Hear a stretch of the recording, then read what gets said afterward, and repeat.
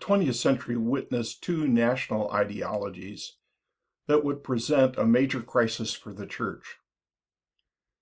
These ideologies were fascism, with the rise of Hitler and the Nazi movement, and communism, stemming from the Bolshevik Revolution. In order to better understand how these movements impacted the church, it's important to review the developments of the previous age of progress. The 18th and 19th centuries witnessed some of the greatest progress in the history of mankind.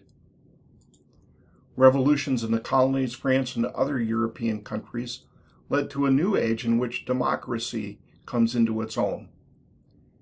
People increasingly find themselves free of the authoritarian control of the monarchies. The Industrial Revolution witnesses the advancement of industry and the development of many different inventions that will change the way people lived. The Industrial Revolution will provide many improvements for people, but will also lead to numerous social challenges that open the door for a different type of ministry for the church. The economy shifts from agriculture to money as a primary reflection of wealth, as the middle class grows and people have the opportunity for improving themselves socially. Science changes the way people think about the world and the teaching of the church. Some of the long-held traditional viewpoints held by theologians are no longer accepted in the mainstream of society. We move from an earth-centric view to a heliocentric view. Darwin calls into question the concept of God as a creator. The Enlightenment thinkers are challenging long-held views of God and the authority of Scripture. There's a high degree of optimism as people are beginning to think that science will answer all of their questions and eventually make the need for God irrelevant. Meanwhile, in England and the colonies, the Wesley revivals and the Great Awakening result in many conversions and a multiplication of churches. Secularism becomes an acceptable worldview as faith becomes more a private matter between the individual and God, with many different options available. The Parliament of Religions will open on September 11, 1893, as a part of the Chicago World's Fair. It will feature many different religious faiths from around the world, and this will be the first organized interfaith gathering. The Age of Progress is often described as a time of great optimism. Science, industry, and human ingenuity will totally transform the world. Many Christians believe that the church will usher in the millennium of peace and prosperity before the return of Christ. But this optimism will be quickly shattered as we move into the 20th century. The 20th century will witness an unprecedented period of 75 years of war. The first war, known as the Great War at that time, and as World War I since then, began in 1914 with the assassination of Archduke Ferdinand of Austria on July 28th. Unlike the previous wars in which kings and nations engaged in conflict against other kings and nations, similar to the 30 Years' War, now nations will align with one another in a war that threatens to engulf the entire globe. The world will be at war for the next 75 years in one form or another. This will include World War I, World War II, Korea, Vietnam, and the Cold War. The tearing down of the Berlin Wall in 1989 is considered by many to be the end of the Cold War. During this 75 years of conflict, two national ideologies presented serious challenges to the church.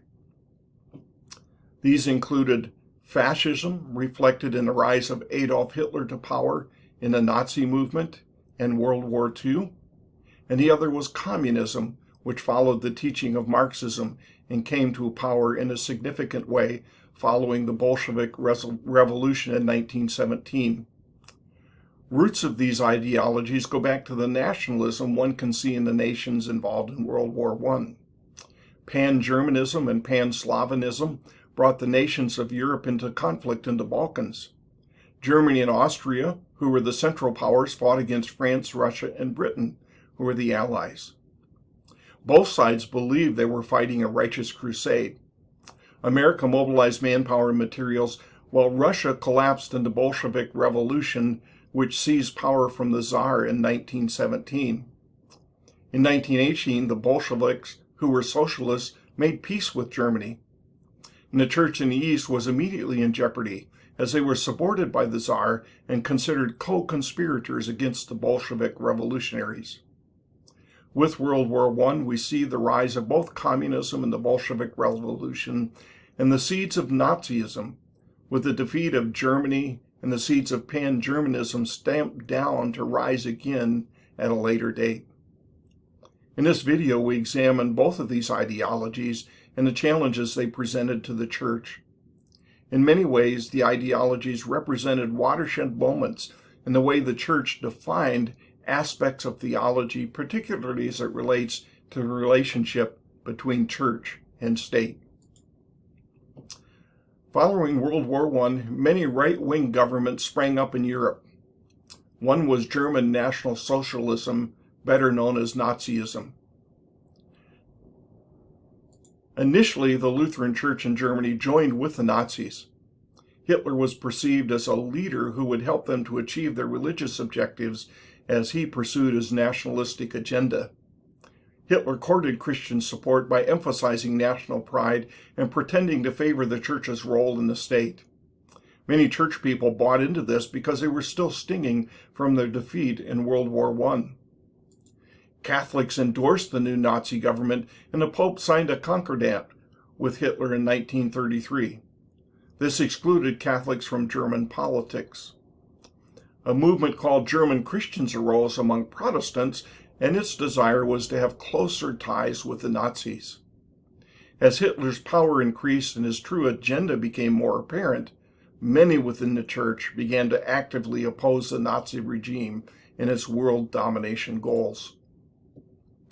Church leaders discovered that they were being used by Hitler in his rise to power.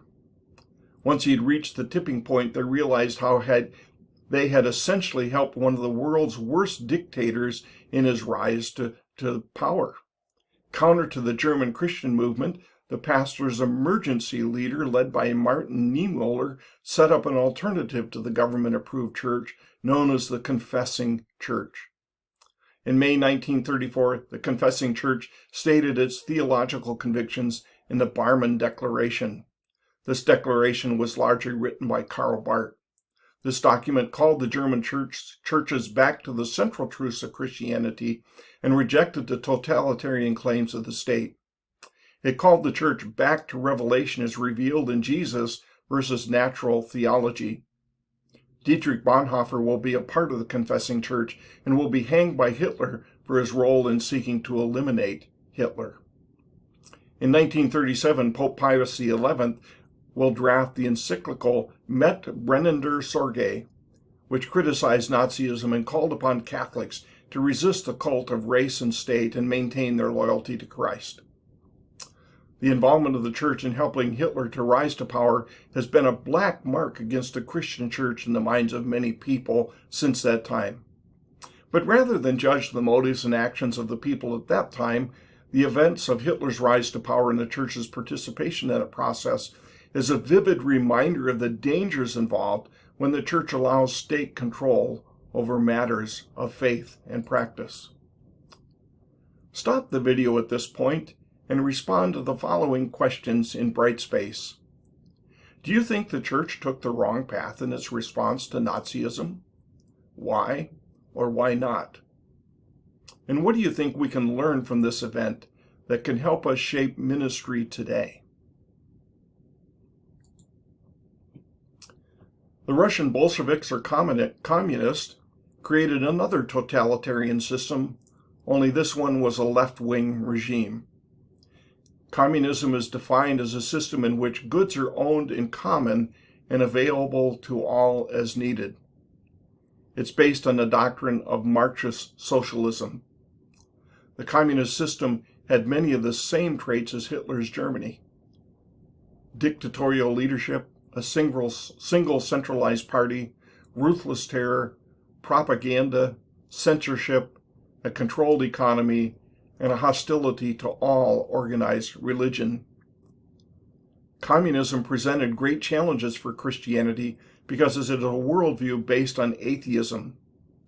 The Marxist-Leninist theory claimed that religion is false consciousness, an illusory reflection of the world resulting from class divisions. When society is restored to a normal state in communism, religion will die a natural death. That is the theory.